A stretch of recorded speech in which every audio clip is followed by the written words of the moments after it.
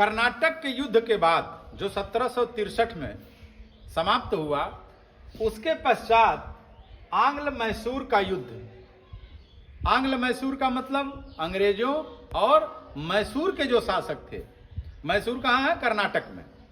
तो कर्नाटक के शासक और अंग्रेजों के बीच ये युद्ध 1767 से 1799 तक हुआ, यानी लगभग 30-32 साल ये युद्ध चलता रहा। और इस युद्ध में दक्षिण भारत में कर्नाटक में एक जगह है मैसूर, जो काफी समृद्धशाली था। वहां सेना में एक अधिकारी था हैदर अली।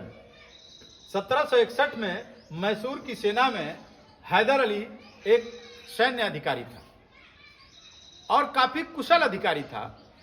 और इसने कुछ ही समय बाद 1767 में यह मैसूर पर शासन कर लिया, यानी मैसूर को अपने कब्जे में ले लिया।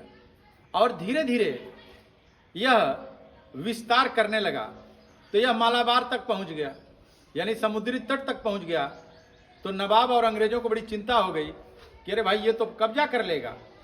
तो वहीं पर पहला आंग्ल मैसूर युद्ध हुआ, जो दक्षिण भारत के इतिहास में हैदर अली और टीपू सुल्तान का वहां बहुत महत्व है। दक्षिण भारत में ये बड़े लड़ाकू योद्धा थे जो अंग्रेजों के खिलाफ बहुत लड़े। हमारे देश के राजाओं ने क्या किया?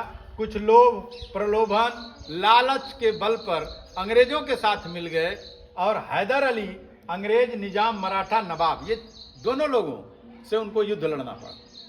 तो अंग्रेजों के साथ कौन था? निजाम, मराठा नवाब, और एक तरफ हैदर अली। हैदर अली ने बड़ी मजबूती के साथ युद्ध लड़ा, लेकिन उस युद्ध में हैदर अली की स्थिति मजबूत रही। तो अंग्रेजों ने क्या किया? समझौता किया। 4 अप्रैल 1769 को एक संधि उन्होंने किया, और उस संधि में यह शर्त रखी गई कि जो प्रदेश आप जीते हैं वो आप ले लीजिए, और जो हम जीते हैं वो सब लौटा दीजिए। यानी एक दूसरे के जीते हुए प्रदेशों को लौटा दिया गया, यह संधि रही।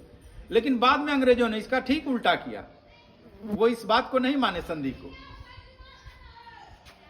और सहायता का वचन दिया कि कभी जरूरत पड़ेगी तो हम लोग सहायता करेंगे। ये केवल संधि तक ही है, उसके बाद सब मुकर गए। कभी कभी होता है ना, मजबूरी में आदमी समझौता कर लेता है, जैसे हटता वैसे फिर अपने रूप में आ जाता है। अब द्वितीय आंग्ल मैसूर युद्ध हुआ, दूसरा।